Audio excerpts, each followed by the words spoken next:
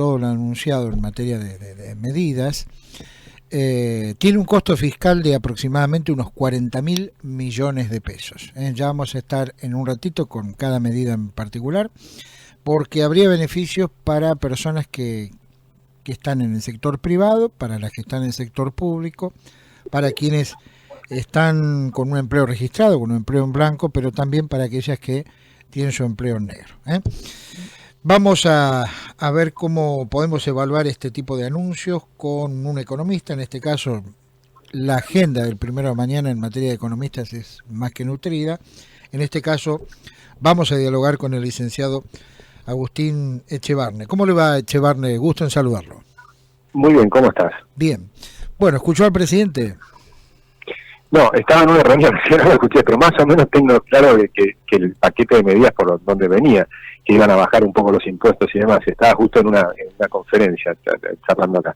Pero lo que sí te puedo decir es que lo que se viene, lamentablemente, desde el punto de la economía, no lo vas a cambiar con estas medidas. Estas medidas son un paliativo para algunos grupos. Básicamente había una sensación de que la clase media, digamos, no me gusta hablar de clases, los sectores de ingresos medios fueron los más afectados por las políticas de Cambiemos, de alguna manera, que hizo muchas obras públicas para mejorar los sectores sociales, aumentó 1,5 millones de planes sociales y demás, pero a lo que son la gente de ingresos medios les aumentó por un lado las tarifas y por otro lado les aumentó los impuestos, y por otro lado se te cayó la economía, entonces estaban muy complicados, y eso es los 16 puntos del domingo, ¿no? La brecha de 16 puntos. Estas medidas van hacia ese sector. ¿Alcanza? Desde ya que no.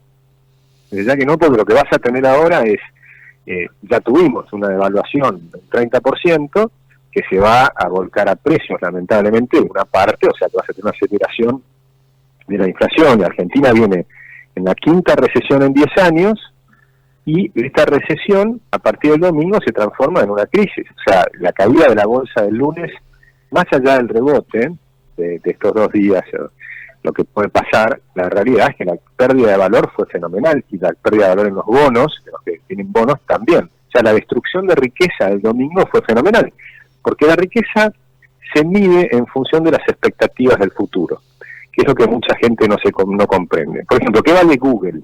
Google vale lo que uno supone que va a generar en el futuro sus ingresos. Correcto. Si, por ejemplo, uno estatizara Google, y de pronto la estatizás, ¿cuánto vale Google?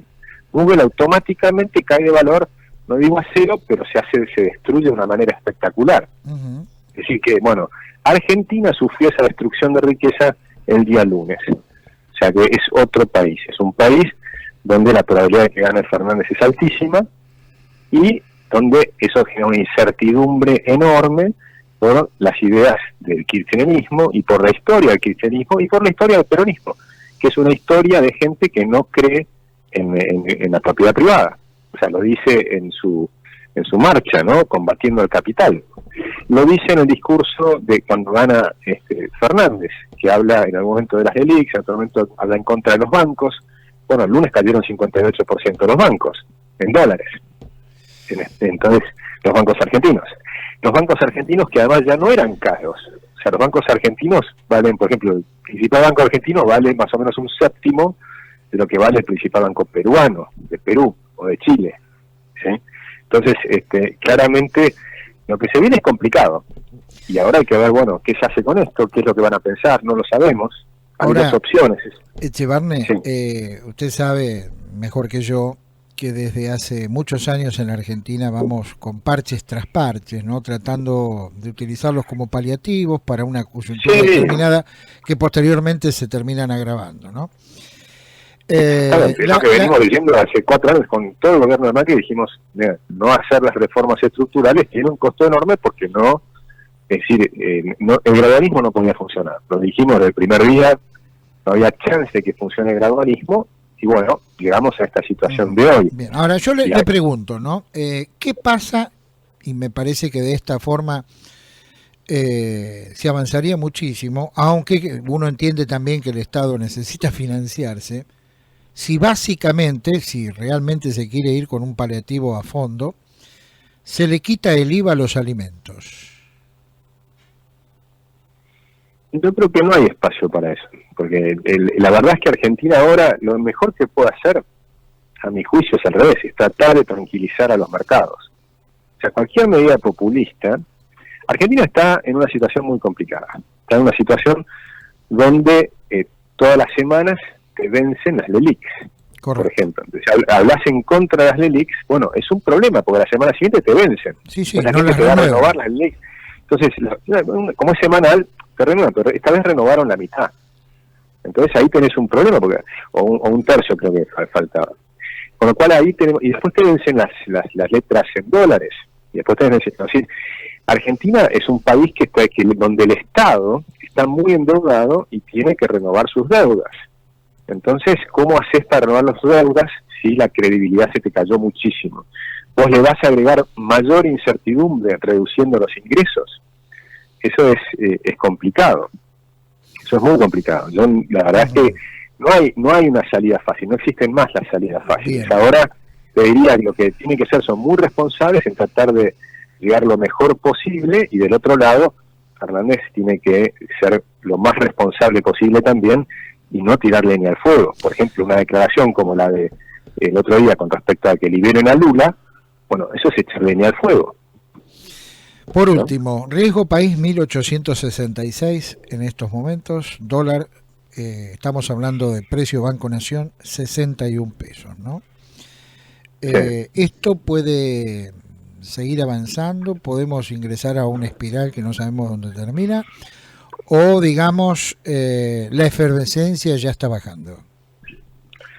No, cada vez que se agache, que el dólar caiga, va a ser simplemente porque se va a agachar para tomar impulso. O sea, acá tenemos una situación muy complicada, y a menos que haya una sorpresa, que se junten, por ejemplo, Mauricio con Fernández y empiecen a hablar una cosa más lógica, una transición ordenada, como fue en su momento Cardoso y Lula, esa sería la mejor, pero lo que pasa es que no lo pueden hacer porque tenemos todavía 74 días de campaña, todavía no fueron las elecciones. Claro. Entonces el problema son estos 74 días, cómo transcurren estos 74 días. Es una situación complicada la que está la Argentina de hoy, requiere mucha moderación, mucha calma, requiere que realmente no hagan ningún... Estuvo bien Fernández ayer, hizo unas declaraciones muy tranquilas, que me parecen muy bien, que es lo que hay que hacer. También del otro lado hay que hacer lo mismo, y hoy sí hay una tarea muy importante del Banco Central. El Banco Central es, te diría hoy, el principal jugador de la cancha. Es el que tiene que ver cómo hace dejar que se escape un poco el dólar en un momento y le vuelve a pegar. Entonces te va a vender arriba para que vuelva a caer. Es decir, que los que compran al dólar arriba simplemente van a perder plata por un tiempito hasta que después vuelva a subir. Y bueno, ese es el juego que estamos hoy. Es un juego de expectativas, es un juego... Lo que tenemos de ventaja es que el Banco Central tiene muchas reservas. Y eso todavía es interesante porque es un Banco Central que puede todavía controlar la situación, por ahora. Por último, ¿no? ¿Cómo puede defenderse la gente de todo esto, ¿no? Aquel que tiene ahorros o el que no los tiene, el comerciante, la pequeña empresa. Bueno, hay que seguir trabajando hasta el último día. Siempre cuando están estas situaciones, las crisis son profundas a veces, pero cuando son profundas son cortas. Entonces hay que saber que esto dura unos meses, unos trimestres, pero suelen ser más cortas cuando son más graves. Yo creo que ahora entramos en una crisis de ese tipo, que puede ser que tal vez en algún punto, si una vez que se sepa quién ganó, si se gana en primera vuelta, bueno, haya que hacer una transición más rápida, porque sí hay que empezar a cambiar, y ahí sí el presidente electo, sea quien sea, pero probablemente Fernández, ese día puede calmar las aguas. Porque si ese día empieza a decir cosas bien razonables, ahora, de todas maneras, Argentina, ganara quien ganara, y hubiera salido todo como... Hay mucha gente pensaba que iba a ganar Macri y iba a ser el segundo mandato. Igual Argentina estaba muy complicada, de todos modos había que hacer un paquete de reformas estructurales que no quisieron hacer estos 4 años. Tampoco lo quiere hacer Fernández, ese paquete de reformas estructurales. Entonces Argentina,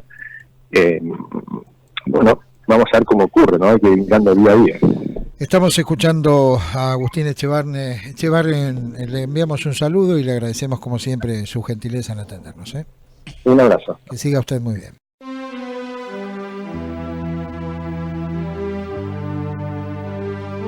La credibilidad en la información se mide por su trayectoria.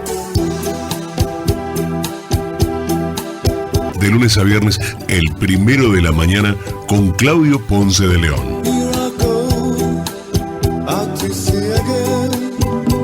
El 1 de la mañana, 100% periodismo.